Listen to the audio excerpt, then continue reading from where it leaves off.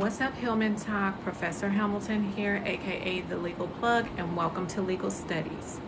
Today, we are going to talk about community organizing and how to effectively organize in Black communities to bring about real change. From the Civil Rights Movement to present day, Black-led organizing has been a catalyst for social and political change. And that's the reason why this is so important, especially at a time like this. So we are going to cover identifying community needs, building networks, funding, and more. So let's just talk about understanding community organizing. What is community organizing? How does it work? Community organizing is about a collective action to solve problems and bring about social change. It focuses on education, empowerment, and policy influence. So let's talk about the Civil Rights Movement. We've already talked about, what transpired in the Civil Rights Movement. What was the Civil Rights Movement?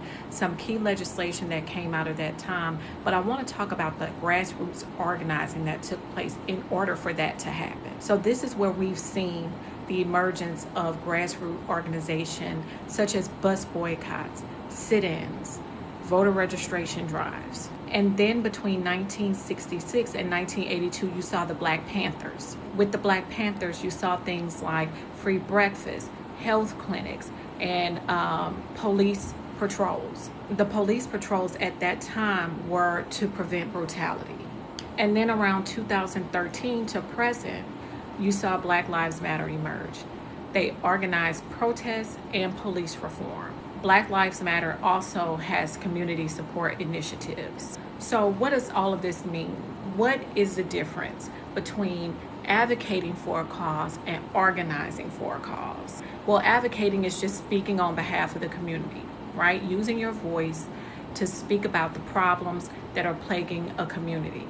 Whereas when you organize, you are mobilizing a collective effort to work together to bring about a certain outcome. So this is what we're talking about when we're discussing organizing, a collective action to create a change. So let's talk about identifying community needs, because I think that right now it's so much going on that it's hard to really focus on one thing at a time.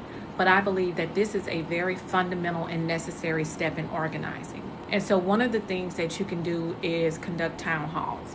And it doesn't have to be anything big. It could literally be something that you have at your house, where you have some people come over, you have a think tank, and discuss some of the issues that are plaguing your community. Another way to do this is to conduct surveys. And this is something that was done in post-Katrina New Orleans. They surveyed Black homeowners about housing discrimination and gentrification. Another way to identify community needs is holding listening sessions. Mothers Against Police Brutality, they do something like this where they hold these town halls where people come and give impact statements about the people in the community that have been plagued with police brutality. And they do this to push for policy reform. So in order to do this, you have to start building a network. So there is a power in collective action.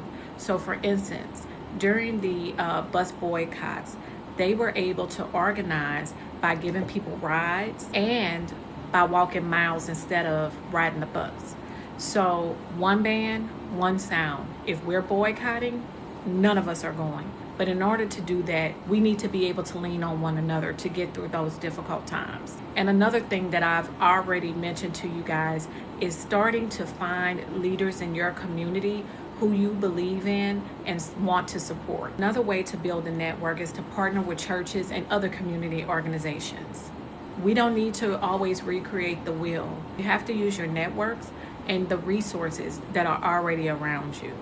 Another caveat about organizing is setting clear goals and objectives, because nobody wants to follow somebody that don't know what they're doing and don't have a plan. So for example, Black Lives Matter has specific demands as opposed to in police brutality.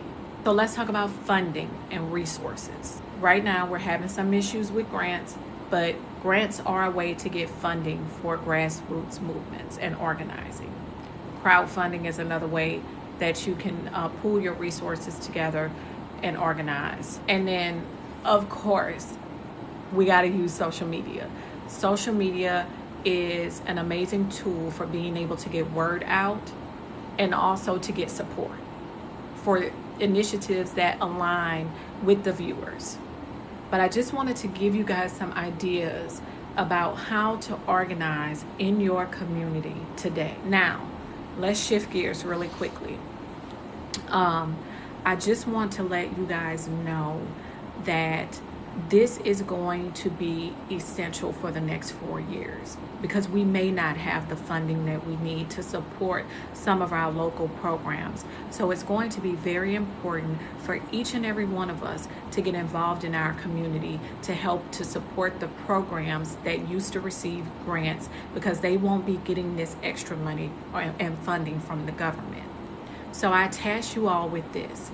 Find an organization in your community that supports Black initiatives. Support these organizations. Go volunteer. Learn how to be in an organization before starting your own community organization. That's going to be super important. Just like with the bus boycotts, it's going to take all of us leaning on one another, helping one another to get through this difficult time.